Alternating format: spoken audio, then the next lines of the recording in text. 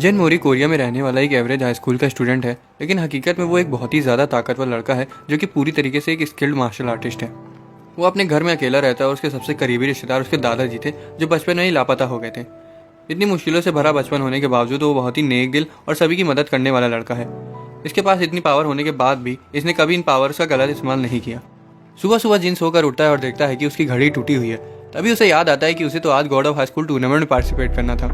वो बहुत लेट हो चुका था, इसलिए वो जल्दी से तैयार हो जाता है और अपनी बाइसाइकिल पर बैठकर अपनी पूरी ताकत से बेहद खतरनाक तरीके से God of high school tournament के अरीना की तरफ जाने लगता है। लेकिन ऐसा करने वाला जिन अकेला नहीं था, क्योंकि God of high school tournament के चर्चे पूरे शहर में है। इस टूर्नामेंट को पूरे कोरिया में लाइव दिखाया जाता है और लोग भी इसे देखने में बहुत दिलचस्पी दिखाते हैं। ऑर्गेनाइजर्स ये दावा करते हैं कि जो भी इस टूर्नामेंट को जीतेगा वो जो चाहे वो मांग सकता है और उसकी ख्वाहिश बिना कोई सवाल जवाब किए पूरी की जाएगी। जिन ट्रैफिक से बचते हुए अरीना की तरफ जा ही रहा होता है कि रास्ते में उसे एक बाइकर दिखाई देता है, जिसे वो पहले तो अनदेखा कर देता है, लेकिन तभी ध्यान देता है कि एक बूढ़ी महिला चिल्ला रही है कि वो बाइकर उसका पर्स चुराकर भाग गया।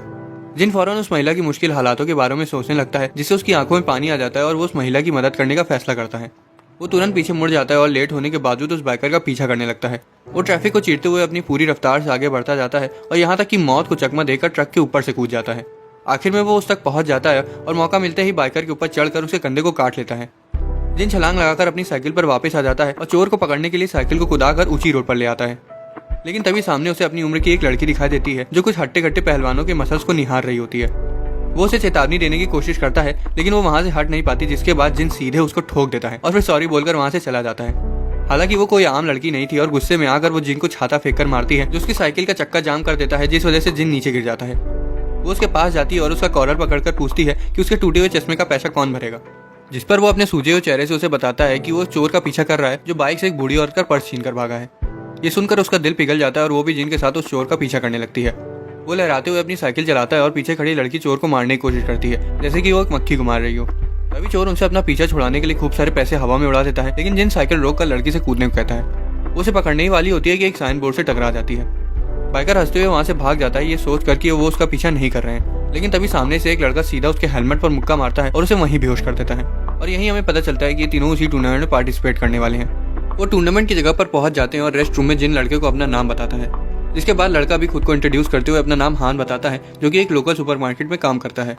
और लड़की खुद को इंट्रोड्यूस करते हुए अपना नाम मीरा बताती है और बोलती है कि वो अपने फादर के डोजो में इंस्ट्रक्टर है।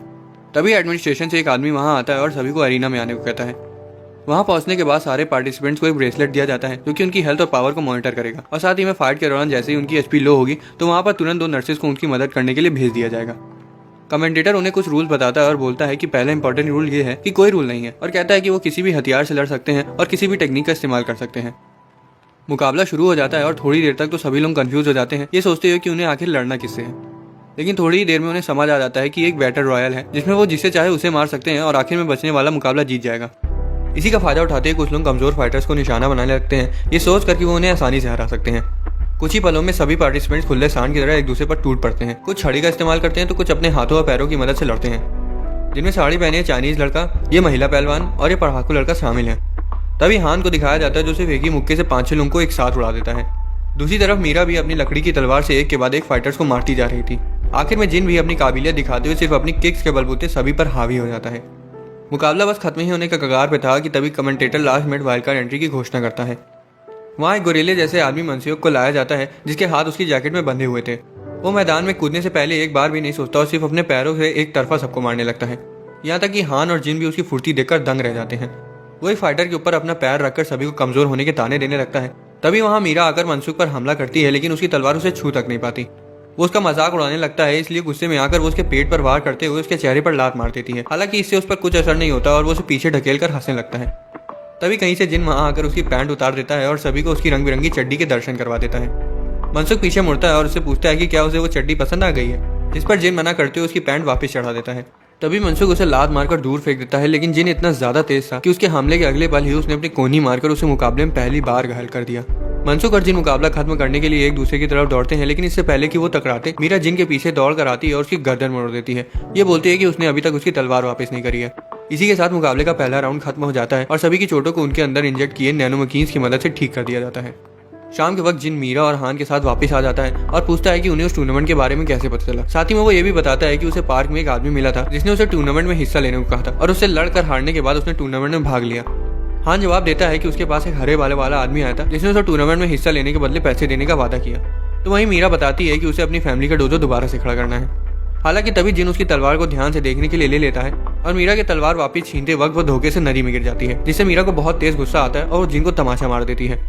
वो नदी में अपने फोन की फ्लैशलाइट की मदद से तलवार ढूंढने लगती है, लेकिन जिन एक फ्लैशलाइट लेकर उसकी मदद करने वहां आ जाता है।